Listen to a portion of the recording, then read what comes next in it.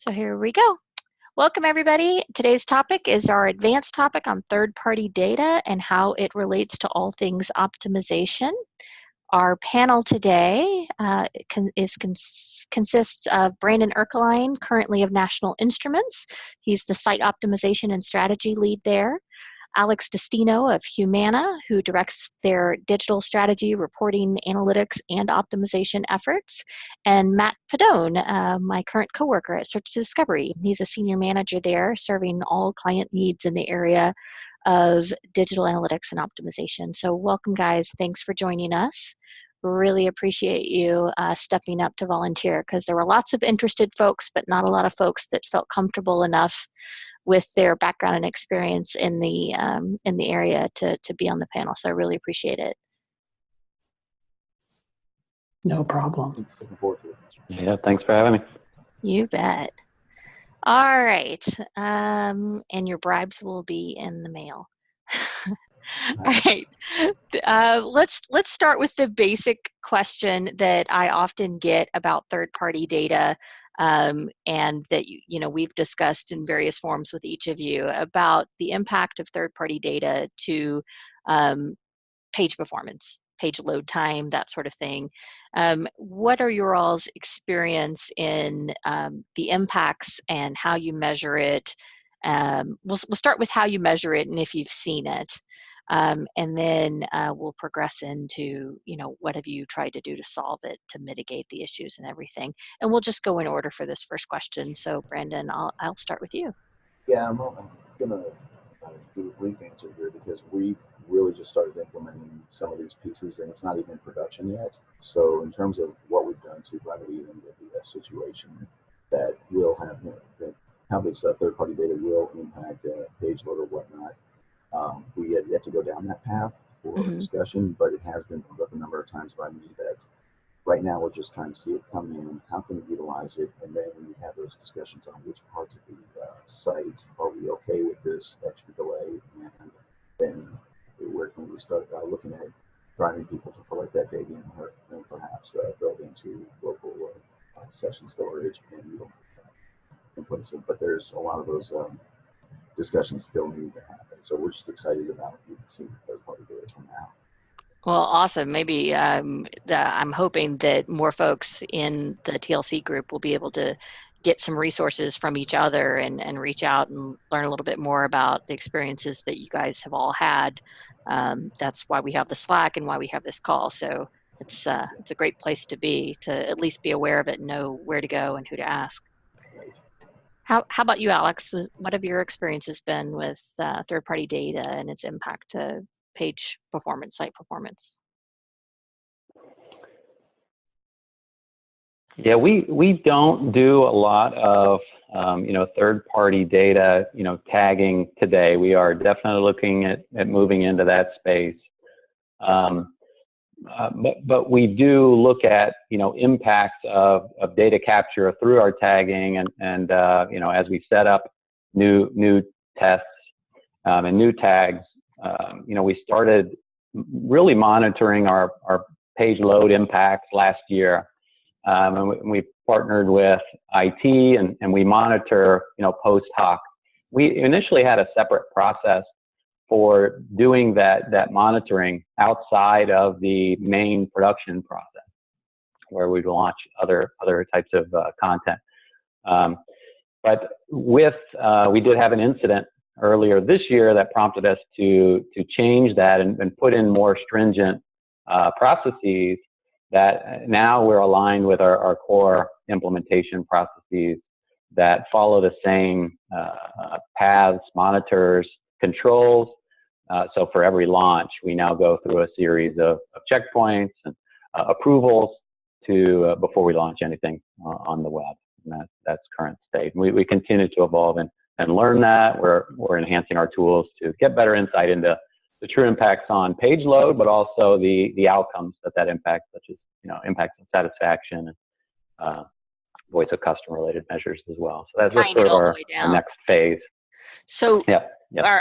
Is it a in-house tool, or is there a third-party tool that you're using for measuring the impact to page load? Yeah, I knew you were going to ask that, and I don't know the name, but we leverage third-party tools that we license to monitor response times, page load times. There's actually multiple tools looking at the Well, different I aspects. have really great news for you. There's this button called Reply All, and when I send out the notes and I leave a blank and say, Alex, fill the blank, you can just reply all and tell us what the name is, because I I'm will sure do. you'd I love to will know. do. All right. Hey. Just real quick, a note on Yeah. that in terms of how we currently, I said we don't measure page load. What I meant by that was the impact of page load for the third party, but we do have a page load tool monitoring that we utilize. It's called Observe Point. Oh, you're using Observe Point. Okay. Yeah. Awesome. Thanks, Brandon. Yep. All right, Matt, how about you?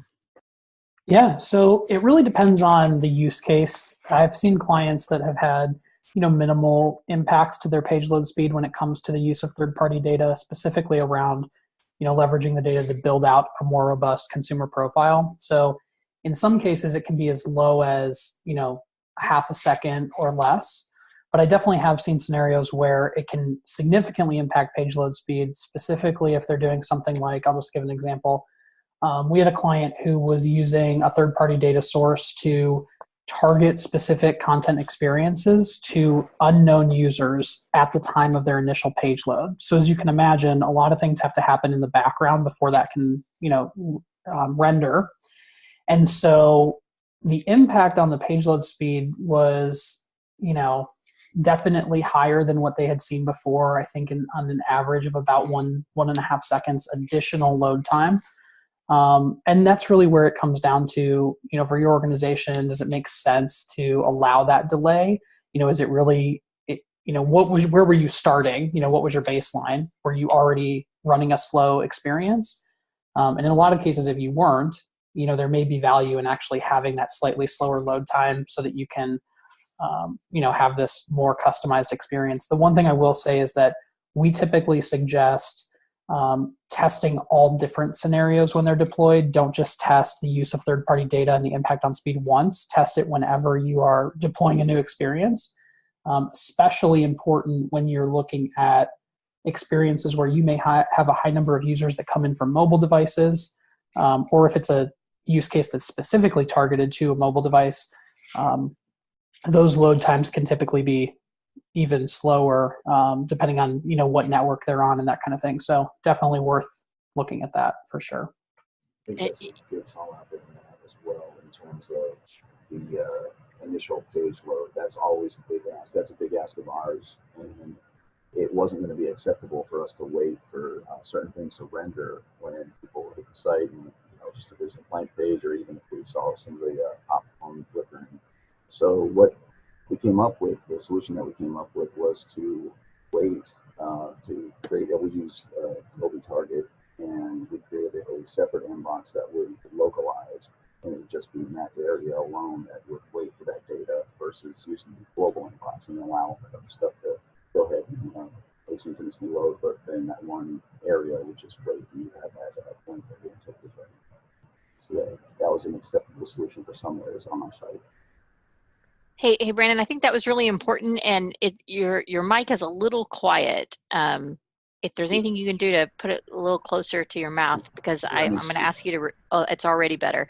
So, right. But if I think what you were saying is you're combining your evaluation of page load with Observe Point, and then you're using Adobe Target, and you're using and then it cut out something about an inbox. Sorry about that. Yeah. They're fine. So no, it's just that it jogged my memory with Matt talking about the initial page or the initial hit, and that's a big ask of ours, is the anonymous users coming in, and we have anything on them from our third party. And like you were saying, it's you're going to wait anywhere from a half second to, if it's third party grabbing from another party, you can wait up to 400 milliseconds for stuff. So it's a really long time in some cases. And what we did, we just figured we need the global inbox to fire on the page load as is, and use session or local, or cookie if it's available, kind of whatever. We're still vetting that out. But if there's no data there available, go ahead and fire that second inbox call, but wait until that data is available. And when we look for that inbox, that should only be a localized area that we use on. So the whole page isn't being blanked out or flickering. It's just that one little area, and that was an acceptable solution for now. And we're going to look to improve upon that as well. And that really helps you not just measure it, but to mitigate it. Yes, it's more mitigation right now, and Okay. we'll measure after we get through those pieces. That again, that's where those conversations need to happen. Some pages on the site, that's not going to be acceptable at all. I gotcha. But Matt, I think it was you who said something interesting about the fact that it's going to impact page load, and we know that that's a bad thing. But Alex, you mentioned that you're actually trying to tie the impact of page load to satisfaction or any other outcomes.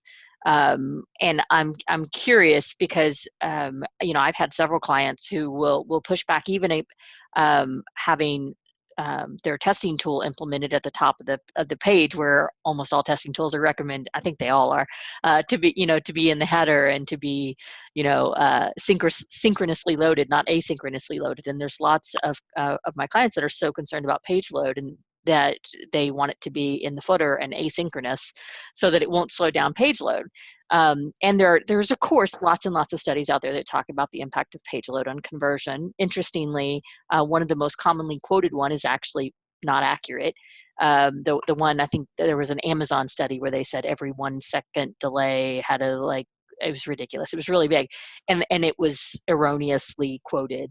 And I've spoken to the person who did that research, and she's like, that's not what we found. That is totally different. So, but that doesn't mean that there isn't an impact. But interestingly, I was part of a study for a bank who wanted to find out if they were having people drop out during their credit card application process.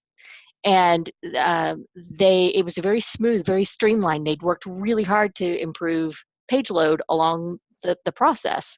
And I don't recall, it's been about 10 years. I don't recall the reason somebody suggested this, but they actually slowed the page load down. So they degraded the customer performance as far as page load. And then they put like a little hold thing, that thing that we're all so annoyed by. They put that there and they said, please wait while we're securing your data. And then you get to the next page, which truly was instantaneous. But for the customer's perspective, it looked like it took about 3 seconds because they were securing your data, and their conversion rate went through the roof.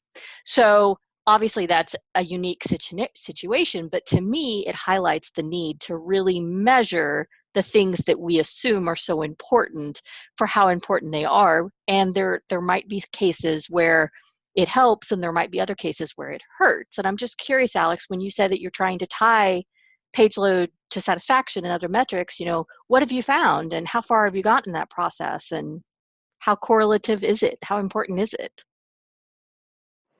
Yeah, it's a great question, and one we're continuing to peel back the onion on. I'll share some of the key findings. For one, when we looked at page load time and those outcomes, we definitely saw correlation. And when it worked, it was consistently, you can expect a certain page load time. In our case, it was over 10 seconds at one point when we were doing this study leading up to insights that helped evolve the improvement.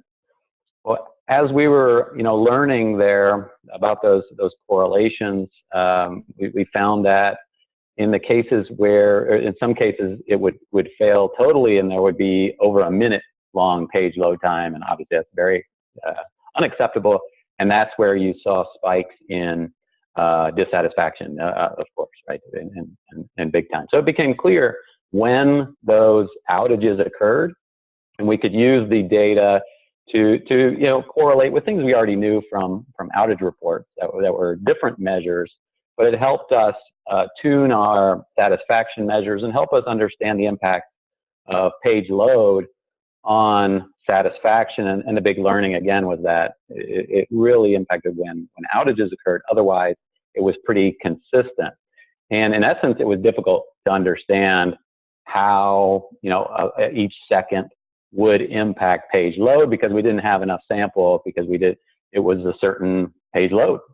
There wasn't a lot of variation there. So that was kind of one finding. The other one that was interesting was that, page load, you really have to dig into that. The measures we started with looked at the full end-to-end page load, and that's what it measured. Experience, so right? That's right. It is very different, in fact, from the customer's experience. We always interpret that as that's what the customer experience was. Well, that in fact wasn't true. They were actually getting some part of the experience in a very responsive part, right on the top of the page. Things loaded first differs from the entire page. So that changed how we measured, within the page load time itself, and changed how we asynchronously load things because we then recognize the true impacts and things like that. So it's again still evolving, but we're continually peel back the onion there, and a lot of good learnings there. I would be really interested to see if you took all of the data of your page load and your correlative data that you have for satisfaction or any metric that you're looking at. Obviously, it would make sense on the high end if your page load is really high that it could impact all of your metrics. And so that relationship would be super, super strong and highly correlative, strong statistical foundation on the high end. But I wonder if you just look at the low end, if there's diminishing returns. So if you look at like everything below a 2-second load, or a 3-second load, or I don't know where the break is. It may be different for each of you. But I would be really curious if the time and effort that we put forward and that we push back on things that slow our page load down is really important if you're only talking about, milliseconds and how much of an impact that really has. Because sure, once you get over a certain amount, we know that that's bad and we should keep it under that amount. But where's the break point? Where's the point where making it faster actually doesn't make the experience better for the customer? Not saying it makes it worse, but that the impact to you in being able to deliver a personalized experience to your customer by adding extra tagging or third-party data or something like that, and that impact to the customer is greater than the negative impact of the page load. And I think there's got to be a break point there. I don't know what it is, and I don't know that very many people have segmented it down that way, but I think it would be really interesting to do. Yeah, and Kelly, I think that's a really great point. And at the end of the day, we all know it's about, consumer perception and human behavior and that kind of stuff. And the one thing I always challenge my clients with is just be creative. Don't assume that you just shouldn't do something because it's going to move the needle in the potentially negative direction even a little bit. Because, going back to your example with the bank, a lot of people have seen these experiences that are out there. Some sites are starting to use it. I think Target does it, for example, where they will actually have like a little spinner doing something about loading, and it'll say something like, please wait while we personalize your experience, or something like that. So, not that will always be a solution that you can use, and not that, obviously it's very applicable in the securing your data example for a bank. But I think even in other cases, hotel chains have often used that in the past, when they're looking at your profile data before they populate Please results. wait while we find the perfect room for you. Yeah, exactly. So, there's a lot of options out there other than just, we can't do this. And sure, there will be a lot of pushback internally, but that's why we test. Exactly. That's why we test. That's why we're here. So, hey, thanks for that delivery. Let's talk about how we use third-party data to better understand our customer. And, what experiences have you guys had in using available data feeds and whatnot to make decisions or learn about your customer? You want me to call on you guys? You do, don't you? Okay, Alex. I can start. Yeah, I have a thought that comes to mind. As I came, so not a current example, but one that was in a recent past. When I came in from financial services, as we were looking at helping our customers retire wealthier. We were wanting a bigger share of that wallet, if you will, all right? And that was a key measure of our relationship, was how much assets under management did we have with them. Well, obviously that's a pretty myopic view. You only saw a partial view of what customers had. So what we did was go out and acquire through third-party data a better understanding of their holistic set of assets and income and things like that. That helped us give a much greater understanding at an individual level for their level of relationship, with our company. And that was highly leverageable, highly actionable, as you can imagine. It let us know, somebody may have low level of assets, but they may have every single one of those assets with our company. And they're not necessarily an opportunity as far as growing, their share. However, the reverse is very much presents the bigger opportunity. Somebody may have, a high level of assets. However, they may have a great total number of assets.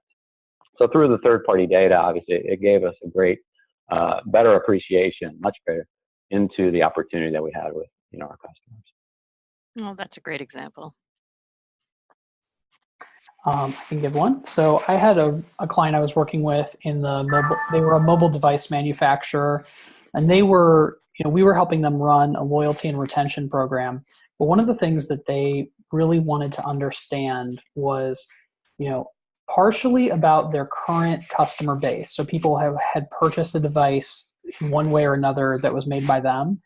But they also wanted to understand, potential customers that they would convert from another brand, right? And the thing that they always struggled with was understanding when the right point was in their life cycle to send them a certain message about upgrading or offers around discounts and things like that. So they actually worked with some third-party data from Experian. And from my experience, I'm sure we'll talk about this a bit later in terms of, the elephant in the room, which is how accurate is the third-party data. But I will say from my experience, Experian data is pretty decent, especially when you're talking about their psychological demographic type data. And so one of the things that they were actually able to discern from this data is, with specific sets of consumers, what were their perceptions about, how long a device should last them? What were their perceptions about, how important it was to have the newest device? And obviously that split over many, different types of personas that were part of their consumer mix. But that really helped them target specific campaigns to existing customers, to potential new customers, maybe to customers who had been part of their brand before and converted to another brand and they wanted to get them back. So those types of things are definitely out there. And again, accuracy is always a question, and you definitely need to be diligent about that depending on which data sources you choose to use. But there's a lot of value out there that you would never have, in your first party data. Awesome. Brandon, you got anything? Not in action, but in terms of what we're working towards. Is the mic pretty clear now? Is that okay for hearing? It is. Sounds much better. Good deal. Yeah, it's just as we start driving out our initiatives and our planning for the coming years on what we're trying to do and how we're trying to change as an organization and become more customer focused. Having that data in our digital marketing engine is going to really help secure that handshake between marketing and sales and get aligned with those campaigns that we're going towards, and as we tier certain accounts and want to go after certain things. So that's where we're really looking to take these particular IDs, enrich them with the back-end data, the data that we get on the site or in multiple different areas, tie it all together, have that unique ID and persist it through, and then just keep that cycle going and find out where they are in their buy cycle, where they are when they come on the site. Do we give them an experience? Are they looking to learn or research? Are they looking to buy? Are they looking to get support, find drivers, just certain things like that that we can immediately get them on the right path. So that's kind of what we're looking to do. Haven't done it yet, though. Sure. So that leads us perfectly into optimization, and I'm going to start with the comment that Matt made because I think it's important, which is that first of all we're making decisions based on this third-party data, often combining it with other data that we have, our web behavior data, maybe CRM data, whatever we have, and we're combining that, and then we're making business decisions about our customers. But how accurate is is the data? You know, what experiences have you guys had in evaluating the third-party data? It's not data you own. It's hard to assess. It's often given to you in a sort of black box fashion, and of course there are errors in it, and you know there are lots of stories of those errors. So what experience have you guys had with assessing or dealing with inaccurate data, and are there any third-party sources that you've looked at that are more or less accurate than others? Any pitfalls that others should avoid?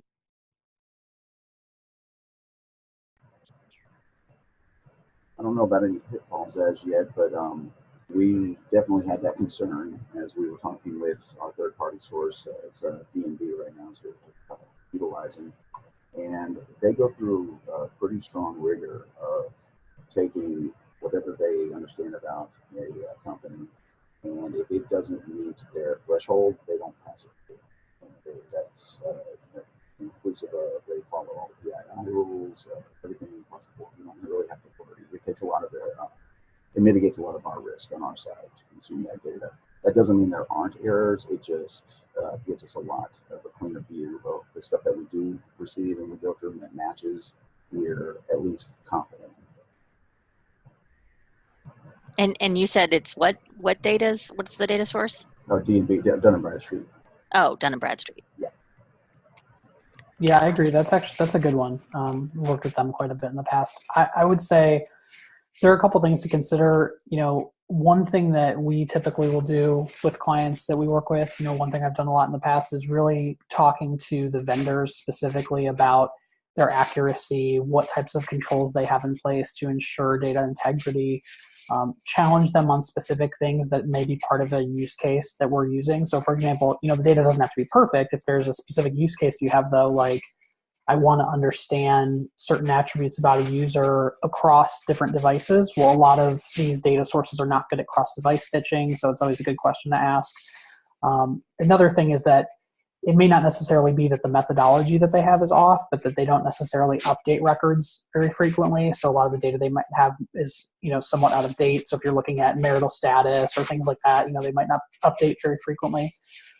One thing that we have done, I've done this with 2 clients now over the course of my career, is once they procure a new data source, well, and I say 2 clients to call out the fact that a lot of people don't do it, but it is something I think everyone should try to do. So as you procure a new data source, it's really good to run some tests internally yourselves, see what data you're getting back about yourself as a user.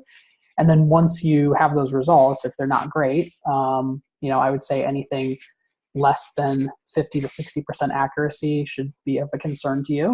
You know, you go back to that vendor and you say, hey, you know, we're seeing these anomalies. Again, I know we talked about controls, but can you help us better understand, you know, why this may have happened and how we can be confident in the data that we're using for, you know, these different optimization opportunities we have. I agree wholeheartedly with Matt there. You know, the point he made is you know, you got to test into it. Is it working, right? I think the insight is hopefully better than what you had before, right? Because you didn't have any insight. But the scary thing is you don't know how accurate it is, and you know, what a better way to find out than to test, right? So I think that's right on. I have limited experience, you know, myself. We've used Dun & Bradstreet, you know, we've in other sources. But my colleagues are the ones that got to, you know, use that in their tests for, you know, outbound marketing type tests typically. Yeah, and from a data source perspective, in terms of different vendors, I mean, there are so many out there, and the number of them is growing every day. A lot of times there are third-party data sources available directly through a DMP. So they'll have like their own data sources, and then they also have a marketplace of data sources you can choose from usually. Those all vary in accuracy by source and use case.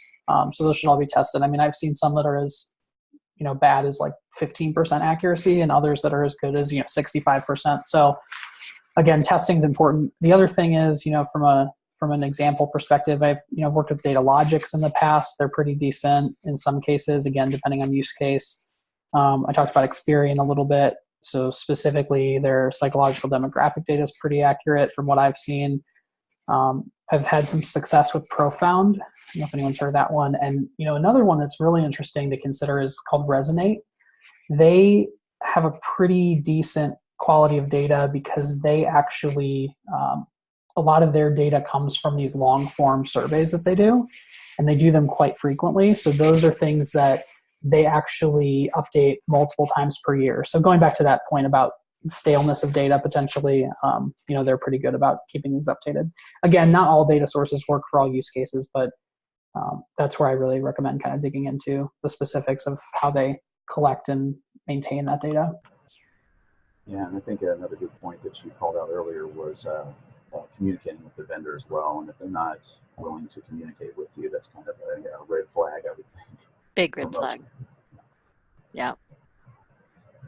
Especially because third-party data can be expensive. Yes. Yeah. Let's tie back to so we've listed some of the different sources. We've talked about the potential problems with the sources, and but what we haven't talked about is how do we then use those sources with our other data to ideate or optimize or personalize the experience for our customers. So if you guys have any experiences, and Brandon, I know you guys don't have it yet, but how are you wanting to use it? How are you applying it? I think one of you gave an example of life cycles and using the data to figure out what life cycle they were in. I think, Alex, that was at your prior employer or in a prior life. But do you guys have any other examples of how you would use third-party data for ideation or personalization, optimization? I have an example that comes to mind. We used competitive benchmarking tools in the past, and they've helped do just that, give us the benchmark. You have to take it with a grain of salt, like most third-party data. However, it was motivating for one, right? If you see competitors that have much higher conversion rates, you definitely want to dig in, and in doing so, it really can highlight pretty quickly the areas of opportunity for you in, say, a sales funnel when you're looking at benchmarks across other competitors for that. So that's an example of third-party data that we've used and how we used it, again, to benchmark and to shine the light on specific opportunities within our funnels. That makes sense. Yeah, go ahead. Okay. No, I was just going to say, I think it can be really helpful for persona development. So not necessarily as the end-all be-all for how you decide on, the persona definition or the data points that you feed into that, but I think third-party data can be really helpful to inform some of that, especially if you're in the early kind of discovery phases of doing persona development, or if it's something you've done in the past but it was more focused on like an offline activity and you're trying to get more of a relevant online persona look. I think it can be really helpful there. Yeah, I was going to kind of touch on that in terms of it gets pretty limitless when you start thinking about the power of what can be done with it. And in terms of persona, I just look at it as a big cycle. I mean, we take that third-party data, we take our back-end data, we marry that and create our initial segments and personas, feed them up to our web experience, get the web experience, but tying those IDs that on which experience was best for individuals, companies, or any data point. Tie that back into the back-end system, make it all just this big cycle of constantly enriching, feeding that information that you can do something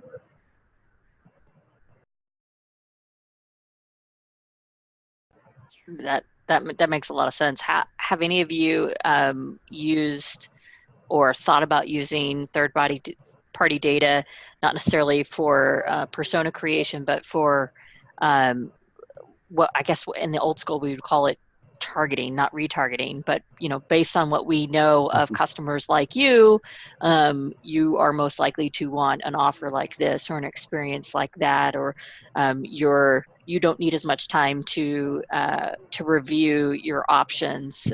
You just want to go straight to the business, and whereas other people are maybe they're going to really like to do some research and imaging, review images and that sort of thing, look at all the details. Have any of you used it that way? Yeah, absolutely. Our first test was, or our first display of personalization. We just wanted to show that in terms of a proof of concept, we wanted to show marketing, hey, if we know something about these customers online, we don't have to do the spray and pray email campaign. You can just say, hey, we have this event coming to your, we're coming on site to your specific location, sign up here. And that really went well with them. And that was based on the third party. Yeah, and Awesome. I had a, I had a client who, a B2B client who was using the data for, this sounds like a simple use case, but it was actually really effective. They were using it just to determine, they were segmented into certain sizes in terms of how they approached their prospective clients. So things like an enterprise size, a small, medium business, that kind of thing. And just knowing that about anyone coming to your site and being able to serve them just a personalized call to action on the homepage, especially when it's their first time on the site, I mean, that really can help give them not only a more personalized experience, but really making sure that they're, getting a little bit further down the funnel on that first click versus having to go through a few different iterations to kind of self-identify. Yeah, it can be pretty powerful stuff. Well, we have about 20 minutes left, and one of the things I want to make sure we cover, we may go back to some of the other things on the list that we had worked through, but I really want to talk about privacy and data security, especially with the coming big changes, at least that's going to affect us globally. From a legal and regulatory perspective, there's going to be huge impacts to all of us on what we can capture and how we can use that data. And I'm curious what things you guys have done to plan for that and how aware you are of what's coming and how it could impact your businesses. And I'm not doing a fantastic job of explaining it because I don't even remember the name of it. So I'm going to ask Matt to really quickly remind me what it's called. It's like G something. GDPR. There you go. Thank you. Stands for General Data Protection Regulation. Yeah. That's not helpful, Matt. You got to unpack that just a little bit. Oh, sorry. Yeah. So the GDPR is a regulation that's going into effect on May 25th of 2018 in Europe. And it started, you may remember back in, I'd say 2011, individual EU member countries were putting out directives around data privacy and security. Nothing was extremely binding. There weren't really any penalties associated. So this is really putting into effect all these ideas that they have had for the past few years. And so starting on May 25th of 2018, any European user has many more rights when it comes to the use and ownership of their data. They're supposed to be able to request things like the deletion of data or the visibility into data that you have on them. And any violations of this regulation can result in 4% of global revenue as a fine or $20 million, whichever is greater. And in many cases, it's per occurrence. So a lot of organizations are appointing, global data protection officers and things like that. And one thing I just want to call out, before we move on, this is really important, I think, for everyone to know. A lot of people say, maybe we don't do business in Europe or we don't do a lot of business in Europe. That's where I was going to go too. Right. Yeah. Not a big deal. Right. But doesn't matter. Not necessarily the case, because if Europeans are accessing your properties, even if they're meant for a U.S. audience, that's an issue. And also, a lot of organizations, especially as their legal teams are assessing this, are really taking a very conservative approach in that they're saying, we may do some business in Europe, but to make sure that we're compliant, we're just going to follow this across all of our organization, regardless of operating country. So heads up, if you didn't know it's coming, it's coming. So Alex, you're smiling. That makes me think that you guys are thinking about it, even though of where you're located, or maybe you don't have to because you're Humana. No. I hope my colleagues are. This was a bit news for me. Obviously, I'm not close to it. I was smiling regarding Matt's comment around, well, it may not affect you. Well, yeah, we get people from all over visiting if you're any size. So you do have to worry about it, and that makes sense and resonate. At Humana, obviously, we take it very seriously. Both privacy and security. So in healthcare, obviously the health information we take very seriously and protect it in everything we do, every decision we make. It seems like that comes into play. We have strong controls, in place for good reason. I thought PII was serious, and coming from, again, financial services where trust matters. It's actually nothing compared to what I've experienced at Humana. So from that perspective, I think we're in good shape. But obviously, this is a whole another ball game as well, and a separate set of controls that need to be put in place. So I have taken that note, and we'll find out where we're at. Go find out more. Sure, we're hopefully planning for the future. But, yeah, it's one of the really scary things that when this conversation came up at the DA Hub was the fact that there are lots of organizations that are utilizing black box machine learning to deliver personalized experiences to their customers. I mean, think Amazon, for example. And all of those companies, they can't, if I am a European who wants you to tell me how you're using my data to make decisions, you have to be able to do that. And if they're using a black box to make those decisions, they can't do that today. And they have until May to figure it out, because otherwise it's a big hit. So, but that's them. That's, that one's an obvious use case. But like Matt said, even if you're not operating actively in Europe, that does not mean that Europeans would not visit your website and would not be able to request that information, and you have to be able to give it to them and remove it, which is very hard to do if you're using a black box system. So yeah, if you're not researching it, go research. You won't get in trouble for bringing it up, but yeah, the big thing is really, from the perspective of GDPR, at least, the big thing is about transparency, showing that you're making an effort to comply, giving your consumers or potential site users options, when it comes to opting in and out of cookies and things like that. A lot of sites will have we have a cookie policy, accept, and you have no other options other than accept. Maybe it's giving them more options and that kind of thing. I don't know if anyone's familiar with Evidon, but they have a really nice product that I saw a demo of the other day, where it's basically a consent mechanism that allows users to opt in and out of every single technology that's deployed on your site on a per technology basis. So that's interesting that you mentioned that, because I've always thought that it'd be nice to just be able to select my persona based on where I'm at. And it sounds like somebody's starting to do that or has been doing that. Definitely something that we will consider on. I wasn't familiar with this, but I'm assuming that my colleagues will be familiar with it, just like Alex was saying. Careful about assuming. Yeah, no, I'm going to be bringing it up though, just to make sure. But we are always on high alert for. I mean, the PII is always mentioned, but I have to hear GDPR once, and it's just one of those things that's the way things are going. The transparency thing I have no problem with. I know our company doesn't have a problem with. It's a matter of making the consumer feel comfortable with you as a company and saying, hey, here's what way of the world now. We'd like your experience to be top notch, and we do that by collecting certain data points.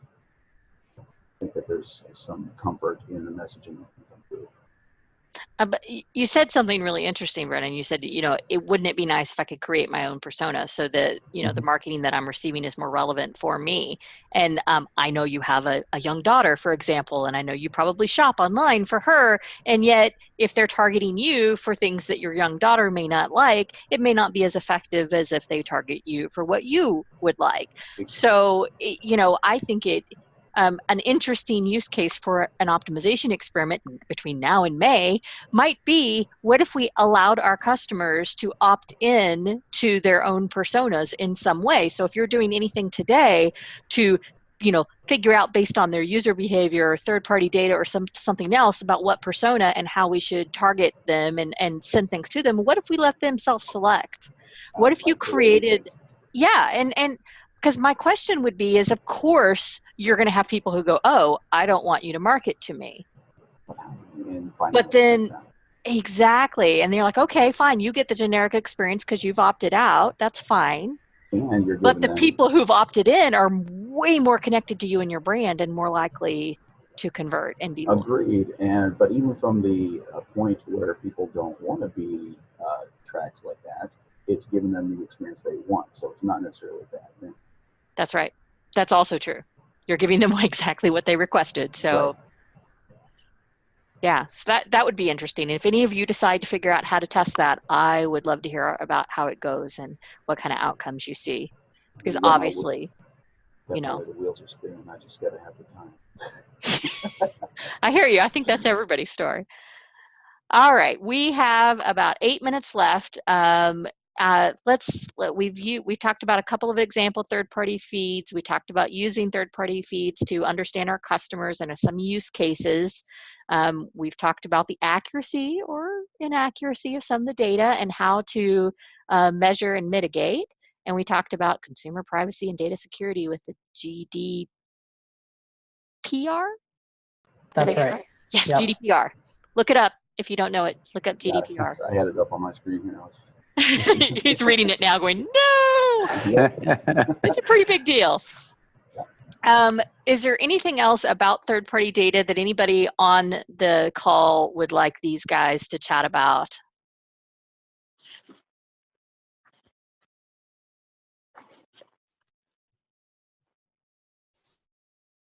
Kelly, while you're waiting for questions to come in, I just want to mention one more thing. It's really important. We talked about the fact that third-party data can be expensive and you want to have clear use cases and think through things like ROI consideration. But the other thing I will say is that you really have to make sure you're understanding the broader MarTech environment at your organization, because there are a lot of cases where you may not be familiar with all of the tags that are being deployed or all the technologies that are deployed, and it's very possible that you are being sold third-party data that is a result of data collection on or associated with your own properties. You really don't want to do that because it's a waste of money. So just wanted to call that out. I've seen that happen quite a bit at a number of clients. Great point. Okay, well, you guys are thinking of questions. If you have any, I am going to take a moment for a question about TLC. Let's see if I can figure out how to share this. Okay, let me know if you guys can see an Excel file. Awesome. I can. Yes. All right, these red dates are holidays or holiday weeks. So 3 of our next 4 TLCs fall either on a holiday or immediately before or after. And today being the day before Veterans Day and being Veterans Day observed, several companies were closed, and the volume of folks that were able to join was cut by about half. I'm sure it's going to be even worse for the day after Thanksgiving, the day before Christmas weekend, and the last day. So I feel like we need to move these. I think folks agree. I'm also still soliciting panel folks. So if you see your name listed, it's either because you said that you were interested or because I think you should be interested. Those are the question marks. If your name's not there and you are interested in participating in any of these panels, please send me a note. You can either do it through Skype. I'm not Skype. What's it called? Slack. Thank you. Through Slack or through email, or whatever works for you. Just reach out and let me know, and I'll get you added to the panel. And if you have somebody that you would like to hear on the panel, whether they're a current member of the TLC or not, let me know. We'll get them invited. But I'm going to be sending out to everybody questions about timing for these topics, so that we can navigate the holidays in a better way and make sure that as many folks can join as possible. So coming soon to an inbox near you. Be looking. All right. Any final questions before we close out?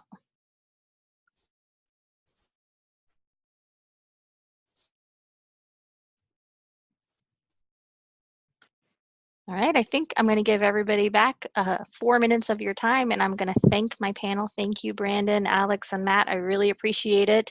You guys are super smart and knowledgeable, and it was really a delight to talk this boring topic and make it not boring. So I really appreciate it. Thanks for your time. It's a fun topic. Thank you very much. It's a All fun right. You're topic. welcome. Thank you, Kelly. Thanks, Kelly. Thanks, guys. Thank you, everyone. Yeah, thank you. All right. Bye, everybody.